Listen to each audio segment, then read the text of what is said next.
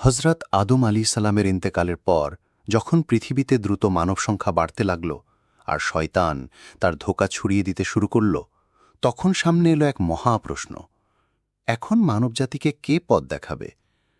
আল্লাহ কি মানুষকে অন্ধকারে ফেললেন, নাকি নাকি তিনি পাঠালেন আরেকজন নবী? নবুয়তের সূচনা ও উত্তরাধিকারের প্রশ্ন। ইসলামী ইতিহাসে নবুয়তের শৃঙ্খলা শুরু হয় হজরত আদম আলাইহিসসালাম দিয়ে।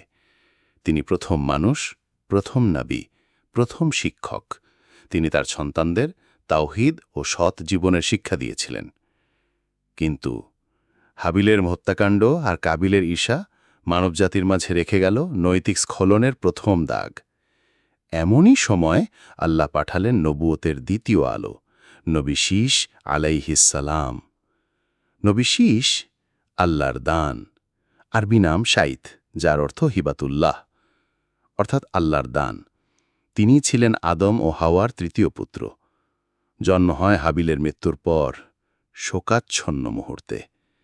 আদম আলাইহিসসালাম দুহাত তোলে বলেছিলেন, হে আল্লাহ, হাবিলের পরিবর্তে এমন একজন দান করুন যে হবে সৎ ও ধার্মিক।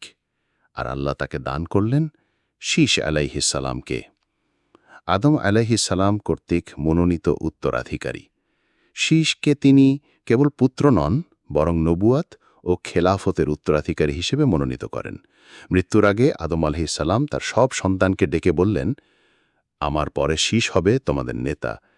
তিনি শীসকে দিলেন গোপন দোয়া, ইবাদতের সময়সূচি ও ভবিষ্যৎ নবীদের বার্তা। আদম আলাইহিসসালাম ইন্তেকালের পর আল্লাহ তাআলা শীস আলাইহিসসালামকে নবুয়ত দান করেন। বর্ণনায় আছে তার উপর নাজিল হয় 50টি সহিফা। তাই অনেক আলেম তাকে প্রথম রাসূল বলেন, যিনি নতুন বিধান নিয়ে এসেছিলেন। নবুয়তের মিশন: তাওহীদ প্রতিষ্ঠা, নৈতিক বিধান চালু, যেমন ভাই বোনে বিবাহ নিষিদ্ধ, কাবিলের দুর্নীতিগ্রস্ত বংশধর হতে সৎ মানুষদের আলাদা রাখা, শয়তানের ধোঁকাবাজি থেকে মানুষকে বাঁচানো। কিন্তু শয়তানও প্রস্তুত ছিল। সে কাবিলের বংশে ঢুকিয়ে দিল সঙ্গীত, অবাধ মেলামেশা, ব্যভিচারের আগুন।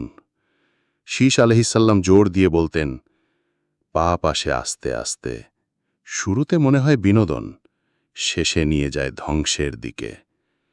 নবুয়তের এই আলো জেলে রেখে শীস আলাইহিসসালাম বাঁচলেন প্রায় 930 থেকে 932 বছর।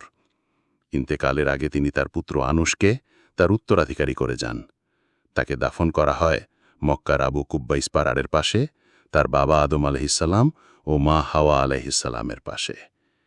তিনি প্রমাণ করে গেলেন, আল্লাহ কখনো মানবজাতিকে অন্ধকারে ফেলে দেন না।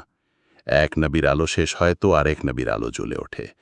কারণ শীস আলাইহিসসালামের বংশ থেকেই পর পর জন্ম নেন ইদ্রিস আলাইহিসসালাম, নূহ আলাইহিসসালাম, ইব্রাহিম আলাইহিসসালাম, মূসা আলাইহিসসালাম, ঈসা আলাইহিসসালাম এবং শেষ নবী মুহাম্মদ সাল্লাল্লাহু আলাইহি ওয়াসাল্লাম। এখন প্রশ্ন হল, শীস আলাইহিসসালামের পর নবুয়তের এই আলো কার হাতে গেল? কেমন ছিল সেই যুগ যখন দুনিয়ায় হাজির হলেন ইদ্রিস আলাইহিসসালাম? আপনি কি সেই কাহিনী শুনতে আগ্রহী? তাহলে মন্তব্যে লিখুন পরের পর্ব চাই, আর সাবস্ক্রাইব করে পাশে থাকুন ফেইথফুল হিস্ট্রির সাথে।